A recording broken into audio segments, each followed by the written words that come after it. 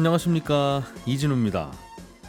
정부가 어제 부동산 대책을 발표했는데요. 임대료를 5% 이내로 올리는 집주인에게는 세금 혜택을 주기로 했고, 분양가 상한제를 좀 바꿔서 신규 분양을 늘려보겠다는 내용이 있었습니다. 어제 발표된 대책들 핵심 위주로 좀 살펴보겠습니다.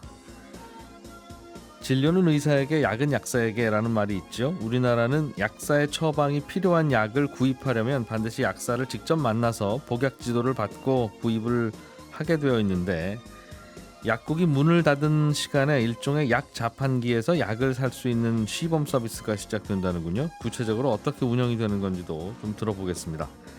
6월 22일 수요일 손에 잡히는 경제 바로 시작하겠습니다.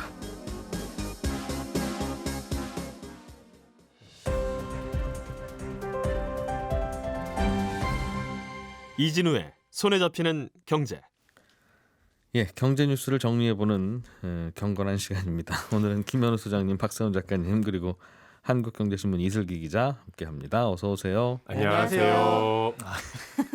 경건하게 인사드렸습니다. 예, 부동산 대책이 발표돼서 오늘 그 얘기 듣는 날이라 좀 분위기 무거워질 것 같아서. 네. 김현우 소장님, 네. 어제 부동산 대책 중에 워낙 여러 가지가 나오니까 많은 게 나왔습니다. 예, 그래도 좀 핵심적인 게 뭔가 좀 궁금한데, 네. 상생 임대인 제도라는 게 새로 도입되는 모양이에요. 새로는 아니고 있긴 있었는데 네. 좀 더 확대된다는 거죠. 그렇습니다. 일단 상생 임대인이라고 하면 뭐냐? 뭐 착한 임대인 이렇게 부르기도 했었는데요. 예, 기존 계약 대비 이 보증금 혹은 임대료를 5% 이내로 올린 그런 이제 임대주택이라고 보시면 됩니다. 예. 기존 대비는 뭐 이미 살던 세입자 그 갱신한 계약일 수도 있고, 예. 아니면은 그 세입자는 나가고 새로운 세입자가 들어온 집일 수도 있고, 아니면 계약갱신 청구권을 쓴 집일 수도 있고, 어쨌든 이전 계약 대비 5% 이내로 올렸느냐, 거기에 해당되면 이제 상생 임대인이다, 이렇게 볼 수 있습니다. 종전에 세입자가 있었는데 세입자가 바뀌었든 안 바뀌었든 네. 계약 기간은 2년에 한 번씩은 넘어가서 한번 마디를 찍고 가는 거니까, 그렇습니다. 마디와 마디 사이 넘어갈 때 네, 5% 이내로 올리면 된다. 맞습니다. 예, 그렇게 해서 상생 임대인이 되면 어떤 혜택을 주냐, 양도세에 대한 특례가 주어지는데, 원래는 집을 팔 때 양도세, 그러니까 팔 때 대비 뭐 살 때 이 집값 차익에 대해서 세금을 내야 되는데, 이걸 면제받거나 공제받기 위해서는 1세대 1주택이면서 해당 주택에 2년 이상 거주를 해야 돼요. 예, 그러니까 뭐 다주택이신 분들은 해당 사항이 없겠죠. 그런데 이 상생 임대인이라는 건 되면 기존에는 2년 거주 요건 중에 1년을 그냥 인정을 해줬습니다. 네. 1년만 사셔도 됐었는데, 요게 요번에 확대된 내용이 뭐냐면 2년 그냥 다 인정을 해주는 걸로. 최소한 2년은 살아야 1가구 1주택 양도세 혜택을 받는데, 그렇습니다. 그러면 2년을 거주하시거나 네, 아니면 상생 임대인 경력이 한 번이라도 있든가, 맞습니다. 그렇게 그러면 2년 안 살아도 되는 걸로 그냥. 맞습니다. 그리고 하나 또 넓어진 게 1세대 1주택뿐만 아니라 다주택이신 분들도 혜택을 주는데, 그 다주택이신 분들이 전부 모든 주택에 해당되는 게 아니라 언젠가는 다른 집을 쭉 팔고 1주택이 됐을 때 그 최종적으로 남은 1주택에 대해서 혜택을 준다. 요렇게 조금 이제 혜택이 좀 확대가 된 거죠. 1주택자는 어떤 혜택을 받는지는 명확하게 설명이 된 것 같고, 네. 다주택자들은 그게 무슨 말이죠? 마지막에 한 채가 남기야 남겠죠? 예, 그렇습니다. 이게 조금 복잡해서 예. 예를 들어서 좀 설명을 해드려야 될 것 같은데, 예, 예를 들어 집이 A, B, C 세 채가 있다. 부럽습니다. 예, 아니요. 두 채로 할까요? 뭐 일단 예를 들었으니까 준비해 오신 게 A, B, C 세 개니까. A, B, C 세 채가 있다. 그 중에서 A 주택에 대해서는 5%로 인상을 했고, 예. 또 상생 임대인이 됐고, 그다음에 B, C 주택은 5%를 넘겨서 그냥 계약을 갱신했다. B, C 중에 본인이 사는 주택이 있을 수도 있겠죠. 뭐 그럴 수도 있고 아닐 예. 수도 있죠. 예. 본인은 전세 살 수도 있는 거니까. 네. 그런데 나중에 이제 B와 C 주택을 처분하고 A 주택만 남았을 때, 그때는 이 주택에 대해서는 양도세, 비과세 혹은 뭐 장기보유 특별공제 혜택을 주겠다. 그렇게 보시면 됩니다. 그래서 사실은 상생 임대인이라고 했지만은 예. 상생 임대 주택이라고 보는 게 맞을 것 같아요. 그러네요. 예. 내가 싸게 빌려줬던 바로 그 집. 예, 그렇습니다. 그 집이 하필이면 최종적으로 1주택으로 남을 때라면 그렇습니다. 그 집에 굳이 거주 안 하더라도 2년 거주했던 걸로 쳐준다는 네. 건데. 지금 하필이면이라고 사실 표현을 하셨는데, 예. 이제는 이제 전략적으로 그렇겠죠. 내가 집을 여러 채 갖고 있는데 그 중에 최종적으로 팔 차익이 가장 많이 남은 집은 양도세 비과세 혜택을 받기 위해선 상생임대 주택이라는 딱지를 붙여놓으면 되는 거니까. 그런데 대개는 보통은 예. 집이 두세 채 있으신 분들은 그 중에서 제일 차익도 많고 좋은 지역의 비싼 집에 보통 거주를 본인이 하죠. 네, 그렇죠. 똘똘한 한 채라고 하고요. 그런데 그럼 그 집을 보통은 최종적으로 남겨서 예. 거기서 1주택 혜택을 주로 받는데 네. 지금은 거기를 먼저 팔아야 마지막쯤 스티커 하나 받은 그 집을 남겨둬야 된다고 말씀 주셨으니까. 네, 그렇죠, 그렇죠. 그럼 다주택자 입장에서는 이건 전략이 꼬이거나 그렇게 하면 세금이 너무 많아서 그렇게 안 됩니다 하는 경우가 많을 것 같은데. 네, 아니면 그 집에서 나가시거나 나가서 네. 일부러 세를 주고 뭐 이렇게 상생 임대인이 되거나 해야 되는데 그러기에도 사실은 시간은 좀 촉박합니다. 왜냐하면 이게 이제 계속 영구적으로 해주는 게 아니라 예. 요 상생 임대주택 딱지를 주는 건 2024년 말일까지 그 사이에 한 번이라도 갱신이 되어야 상생 임대 계약을 해야 된다는 거죠. 맞습니다. 그렇게 해서 그 스티커 딱지를 하나 발부 받으면 네. 나중에 가서 그 주택을 처분할 때 양도세 양도세 비과세 혹은 뭐 장기 보유 특별공제 혜택을 받을 수 있다. 그래서 이 부분에 있어서는 혜택이 과연 그럼 확대가 된 거냐? 네. 일단 없던 혜택이 늘어난 거긴 해요. 1세대 1주택에만 해당이 됐던 거였으니까 예. 그게 이제 확대돼서 다주택자들도 가능은 하게끔 만들어 놓은 건데 말씀하신 것처럼 좀 꼬일 수도 있고 상황이 좀 복잡하게 되는 거고. 이거는 1주택자들 중에 뭐 이른바 갭 투자하신 분들, 네. 영끌 갭 투자도 있긴 있는데 네. 그러니까 전세 비싼 전세를 끼고 일단 집을 한 채 사뒀는데 거기에 내가 거주할 수 있을지는 상황도 그렇고 조건도 그렇고 전세금 빼줘야 되는 금전적인 문제도 그렇고 야 이게 거주가 안 될 것 같은데라고 생각했던 분들에게는 희소식이네요. 예, 그렇죠. 유리할 수 있죠. 내가 그 집에 살 수 없었다라고 한다면은 살지 예. 않더라도 혜택을 주는 거니까. 하지만 아까 말씀해주신 사례처럼 가장 이제 차익이 많이 남는 곳에 내가 거주하고 있는 여러 주택 중에 내가 거주하고 있는 경우라면 예. 그건 조금 애매해질 수가 있고요. 또 모르면 나중에 가서 손해 아닌 손해를 볼 수가 있는 거니까. 서울 집을 남겨놓고 세종시에 계시는 많은 분들도 이번에는 혜택을 받았겠네요. 이걸로. 네, 그렇습니다. 다른 내용은 어떤 게 있습니까? 다른 것들은 특별히 뭐 알거나 선택하거나 할 필요는 없어요. 기존에 있던 혜택들이 확대된 거라서 그냥 뭐 신청을 하게 될 때 넓어지는 것들인데 8월 1일부터 1년간, 그러니까 올해 8월 1일부터 내년 7월 말일까지 계약 갱신이 만료돼서 나가시는 임차인을 대상으로 이 전세자금 대출의 한도를 한시적으로 늘려줍니다. 지금보다 전세금 50% 많이 오를까봐. 그렇습니다. 예. 이분들 새로운 집을 찾을 때 보증금이 부족하지 않도록 이거 50% 확대해서 늘려주는 거고, 예. 이 버팀목 전세자금이라는 거는 그런데 이 한도가 있어요. 연소득 5천만 원 이하여야 되고, 뭐 순자산가액도 약 3억 이하여야 되고, 이런 이제 무주택 세대주를 대상으로 저리로 해주는 대출인데, 네. 이 버팀목 전세자금 대출 자체 한도가 그렇게 크지는 않기 때문에 좀 소액 전세다 이렇게 보시면 되고요. 그게 올랐을 경우에는 좀 더 늘려주겠다. 네. 그리고 전월세 자금에 대한 연말정산에 대한 세액공제 이것도 지금보다는 상향이 됩니다. 예. 지금은 총급여 7천만 원 이하인 근로소득자들에 대해서 내는 이제 월세를 최대 750만 원에 10% 내지는 12%를 세액공제해 줍니다. 연말정산 때 그만큼 이제 돌려받을 수 있다는 거죠. 예. 요거를 이제 조금 상향해서 각각 12%, 15%로. 그러니까 이거는 기존에 해보셨던 분들이라고 한다면 내년에 연말정산 신청할 때 조금 더 돌려받을 수 조금 있다. 더 해준다. 그렇습니다. 그리고 전월세 보증금 대출 받은 경우에도 그 원리금 상환액에 대해서 지금 소득공제를 해주거든요. 예. 이것도 40%에서 300만 원에 40%에서 400만 원에 40%로 조금 더 한도가 늘어납니다. 전세금 대출 이자도 조금 더 해주고 예, 월세 사시는 분들은 대개는 한 달 월세 정도를 세액공제 해줬는데 네, 한 달 반치 정도 그 해준다. 이제 그런 네, 느낌이네요. 알겠습니다. 박 작가님, 네.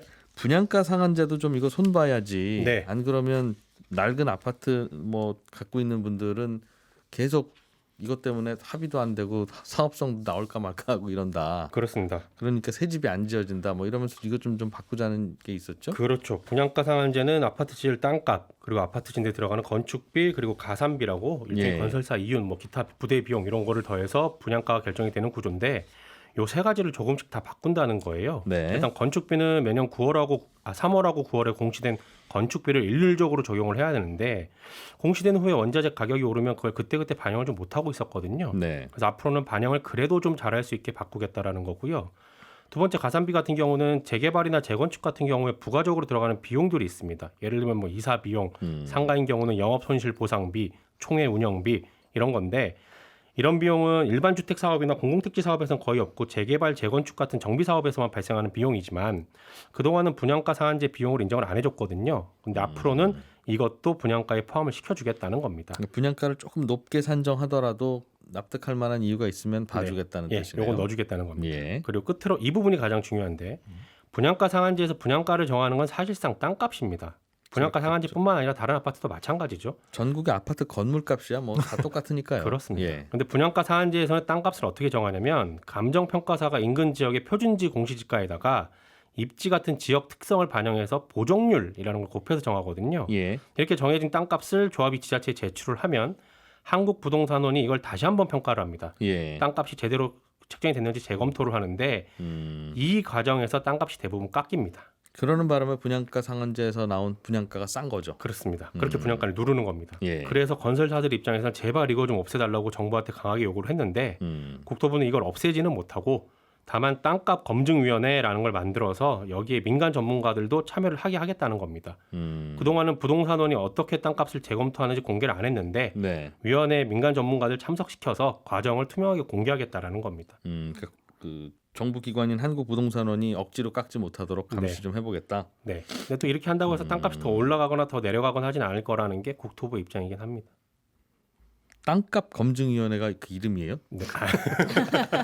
그건 아니겠죠? 택지비 검증위원회인데 그러겠죠? 편하게 예. 표현을 한 거고요. 예, 요건 예. 새로 신설을 할 겁니다. 조만간.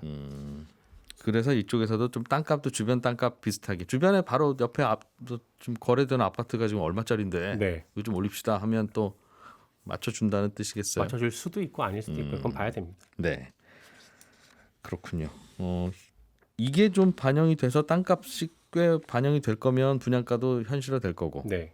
그렇지 않으면 여전히 묶여 있을 것 같으니까 거기에 달려 있다고 봐야 됩니까? 그렇습니다. 분양가가 현실화가 돼야 이제 재건축 재개발하는 곳들이 빨리 지어서 분양을 빨리 하겠다라는 게 생각인데 네, 어제 제가 몇몇 부동산 전문가들한테 전화를 돌려봤더니 전반적인 평가는 큰 효과는 없을 것 같다라는 겁니다. 분양가가 올라갈 만한 효과는 없을 것이다. 별로 없습니다.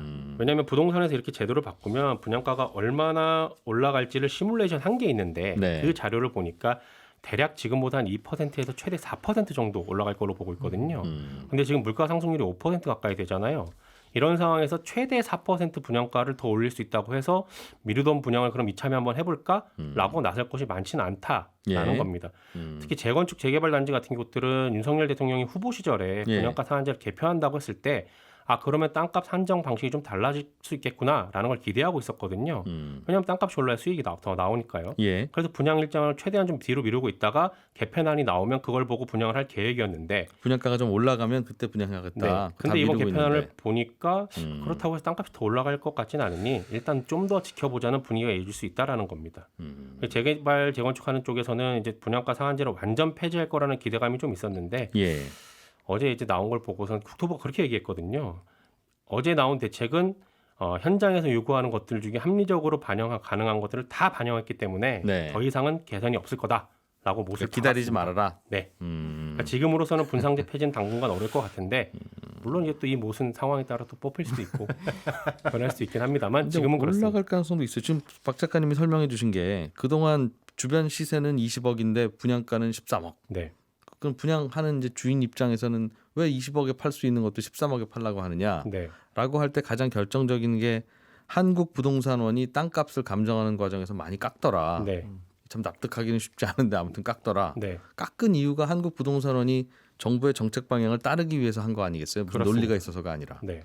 그럼 바뀐 정책에 대해서는 또 따를 거 아니겠습니까? 한국부동산원은. 그럴 수도 있고요. 민간 전문가들이 참여를 한다고 하더라도 예. 그건 사실상 이제 그냥 공개를 좀 철저하게 하겠다는 거지 음. 민간 전문가들의 의견을 적극적으로 반영하겠다는 건 아니거든요. 한국부동산원의 방향 자체가 바뀔 것이다. 어차피 정부기관이니까. 그러면 또 그럴 수 있죠. 그런 거라면 그런 거라면 올릴 수 별로 안 있죠. 깎고 올리고 그러면 주변 시세 20억이면 17억, 18억에 네. 붙여줄 수도 있겠죠. 그렇습니다. 어차피 판단하기 나름이라면. 네. 두고 봐야 되겠네요. 필요는 없네요. 땅값 검증위원회요? 네, 그렇게 하면 그때는 모르겠습니다. 실제는 나오는 거를 봐야 되는데 네. 서서히 올리고 싶으면 그렇게 하겠죠.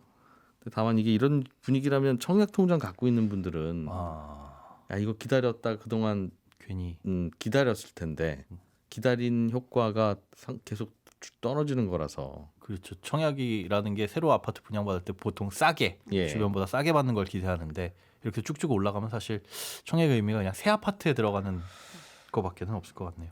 고민입니다. 이게 정부가 바뀔 때마다 정책이 이렇게 바뀌면 어느 쪽으로 바뀌든 네. 그러니까 정책을 만들 때도 합리적으로 만들어야 되고 안 바뀌도록 그렇습니다. 또 가능하면 정책의 일관성을 유지시켜줘야 하는 것도 필요하고. 이슬기 기자님, 네, 자판기에서 약을 판다면서요? 네 그렇습니다. 사실 예. 정확히 얘기를 하면은 자판기는 아니고요, 화상투약기라고 하는 건데요. 예, 그렇게 말하는 이유가 있습니다. 뭐 예를 들어서 설명을 해볼게요. 만약 제가 오늘 뭘 잘못 먹어갖고 심야에 설사가 심하다고 칠게요. 네, 그런데 이제 지사제는 편의점에서 안 팔지 않습니까? 네, 그럼 이제 약국에 가는 거예요. 그럼 약국 앞에 자판기가 하나 놓여 있죠. 예, 그런데 이 자판기는 내가 누를 수 있는 버튼이 통화 버튼 하나밖에 없는 겁니다. 통화 버튼을 누르면 이제 집에 있는 약사님한테 뚜루루 신호가 가는 거죠. 그럼 그 통화를 받은 약사님이 나타나고 네, 약사님은 저랑 화상 통화를 해서 어떤 약이 맞는지 상담을 하고 예. 맞는 약을 원격 제어로 내어주는 겁니다. 약사님이 재택근무를 한다 뜻이군요. 그런 거죠. 네, 예. 그래서 제가 지사제 브랜드 뭐 사고 싶어요 해서 딱 그걸 찝어서 살 수 있는 게 아니고 네. 약사님이랑 원격으로 상담해서 나한테 맞는 약을 타가는 거다. 그러니 자판기라고 보기는 좀 어렵다는 겁니다. 그냥 떠오르는 생각이라서 질문을 드리는데 그분이 진짜 약사님이 나오는지 아, 네. 물론 이제 약국에 가도 나오시는 분이 약사님이겠다 하고 믿는 거지 우리가 뭐 증명서 보여주십시오 하고 약 타지는 않죠 물론. 예, 그 이따가 말씀드릴 건데요. 그렇긴 한데. 진짜 약사님이 나올 수밖에 없는 아, 그런 시스템으로 구조예요? 되어 있습니다. 설명 네. 좀 해주세요. 예. 예, 그러면 이 경우에는 약사 아닌 사람을 세울 수 있냐 하면은 약사 예. 면허를 갖지 않은 분이 약을 파는 건 법 위반이에요. 그렇죠. 그래서 이 그렇죠. 화상투약기의 경우에는 상담이 시작이 되면은 약사님 얼굴이 나오고 그 우측에 약사 면허증도 같이 뜨게 되어 있어요. 예. 그래서 만약에 정말 나쁜 마음을 먹은 사람이 약사 면허증이랑 다른 사람을 내세워서 약을 팔았다? 그럼 이 경우에 아. 약사 면허가 박탈됩니다. 오히려 더 자주 볼 수 있군요. 약사 면허증을. 그렇죠. 저희가 이제 약국에 약국 갔을 가면 때 안 보잖아요. 되는 건가 싶기도 예, 하고. 예, 그렇죠. 가끔 보면 30년 전 사진이시라 예. 아 이건 참 젊으실 때가 있었구나. 막 이런. 예, 그런 누구나. 거죠. 그래서 이제 뭐 약사 면허증과 다른 사람을 하면 박탈이 되고 만약에 진짜 내가 이걸 못 믿겠다 그러면은 약을 타갈 때 동영상을 찍어놨다가 나중에 그걸 고발해도 돼요. 이거 다른 사람인 것 같다. 그러면은 진짜 면허가 박탈되기 알겠습니다. 때문에 예. 리스크를 지고 그렇게 할 사람은 없을 그건 것이다. 실제 약국보다도 오히려 더 확인이 잘 되는 분위기인 것 같고요. 예. 예. 이거는 그럼 약사 한 분이 본인이 운영하는 약국 앞에 하나씩 설치할 수 있는 겁니까? 사실상 그렇게 될 것 같은데 왜 예. 그러냐면은 이 화상 투약기는 약국 앞에만 설치를 할 수 있게 되어 있어요. 예. 그리고 약국을 개설한 사람만 설치할 수 있게 되어 있거든요. 음. 물론 A 약국 주인이 B 약국 앞에도 설치는 할 수 있어요. 근데 B 약국 주인이 내 약국 앞에서 A 약국 주인이 돈 벌게 하고 싶지 않을 거잖아요. 근데 뭐 권리금이나 월세를 받고 할 수는 있겠죠. 그렇게 하려면 예. 할 수는 있겠죠. 예. 근데 뭐 그렇기 때문에 A 약국 주인이 결국 A 약국 앞에만 설치하고 B 약국 주인이 B 약국 앞에만 설치하고 그런 방식이 되지 않겠느냐. 아니요, 저는 한 분이 여러 개를 할 가능성이 매우 높다고 생각. 그게 효율적이기도 하고 이분은 밤새야 되잖아요. 예. 근데 그래서 예. 이제 근무 약사를 둘 수가 있거든요. 이 경우에는. 그렇긴 한데 어쨌든 그분이라도 심야에 예. 손님이 많지는 않은 시간에 기다리고 있어야 되니 예. 자판기 하나당 한 명이 기다리면 음. 밤새도록 기다려도 한 명도 없을 수도 있는데 예. 그러느니 서울시 전체에 있는 예를 들면 뭐 한 50배 훨씬 더 되겠군요. 어쨌든 그쪽에서 손님이 몰려서 응대가 안 되는 케이스만 제외하면 예. 한 분이 여러 개를 하는 게 효율적일 수도 있을 것 같은데요. 그래도 내 네. 약국 문 닫았을 때 다른 약사님이 예. 본인의 약국을 홍보하는 기계를 설치해놨다 그러면 불안할 것 같은데요. 이분이 야간에 상담하면서 저희 약국으로 오세요. 저희 약국이 훨씬 친절하고 깨끗하고 잘해드립니다. 네. 이렇게 상담을 해주실지 어떻게 알아요? 이게 불안해서 못 놀 것 같은데요. 저는. 이러면 약국을 개설하지 않는 약사분도 예. 할 수도 있겠네요. 약국 개설자들만 이제 근데 법은 그렇게 했을 거고 약국 개설한 분의 어떤 뭐 권리나 이익을 위해서 그랬을 텐데 예. 뭐 약사는 약사 면허증만 있으면 되지 권리금 내고 약국 경영을 해야 꼭 좋은 약사는 아니지 않습니까? 예. 복잡한 뭔가 그 업계에서는 좀 복잡한 일의 시작일 수도 있겠네요. 그렇죠. 예, 이러다가 낮에 하게 될 수도 있을 거고. 예.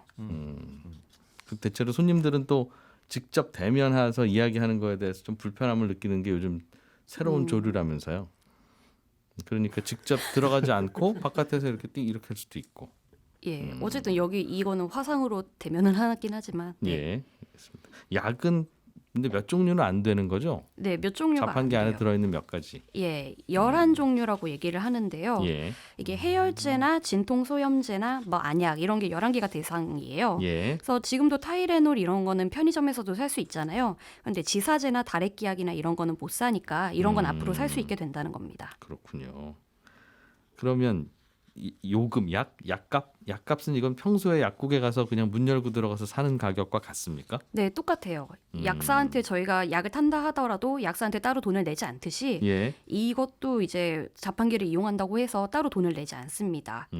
그래서 사실 심야나 주말에는 약을 사러 오는 사람이 아주 적으니까 네, 이 사람들도 이제 잠깐 상담하고 약을 팔 수 있으니까 인건비는 나온다. 그러니까 자판기를 내겠다 이런 건데 예, 만약 진짜 아까 말씀하신 대로 심야에 나는 진짜 도저히 지키고 있을 수가 없다. 예, 나 깨어날 자신이 없다 그러면 근무약사를 그 시간 동안 고용할 수 있거든요. 근데 근무약사 같은 경우에는 한 약국에만 근무하도록 하는 제한이 없어요. 예, 그래서 약국 개술자는 거기에서만 해야 되는데 이 근무약사는 여기저기서 할 수 있거든요. 그래서 이 약사가 여기저기랑 이렇게 계약을 맺고 자판기 여러 개랑 계약을 맺고 화상투약기를 운영할 수도 있는 그런 상황입니다. 그렇군요. 약사들은 반대를 좀 한다고 전해지고 있네요. 예. 이유는 뭘까요? 네. 이게 결국에는 의약품 온라인 판매를 가능하게 해주는 통로가 되지 않겠느냐. 시초가 되지 않겠느냐. 예, 그런 거죠. 왜냐하면 약사는 약국 안에서 약을 직접 이렇게 주고받는 데 의의가 있었던 직업군인데 예. 이건 결국에는 사실 직접 주고받는 건 아니란 말이죠. 그래서 형식적으로는 인터넷으로 약을 파는 것이랑도 크게 차이가 없어서 예. 이거를 열어주게 되면은 앞으로 온라인 판매 같이 약국의 판매를 막을 수 없는 그런 명분이 없어지는 게 아니냐라는 위기의식이 있는 것 같습니다. 그렇군요. 어떻게 생각하세요? 시간이 약간 남아서 그냥 편리할 여쭙습니다. 것 같기는 해요. 예. 뭐 해열제 같은 경우 두통약 이런 것들은 편의점에서 판매하는데 진짜 다른 약들은 안 팔아서 곤란한 경우가 있었잖아요. 예. 그런데 한편으로는 또 부작용도 있을 테니 반대를 하는 거니까 고민해봐야 되겠습니다. 예, 저는 11시 5분에 이어지는 손에 잡히는 경제 플러스에서 다시 인사드리겠습니다. 잠시만요. 저는 이진우였습니다. 고맙습니다.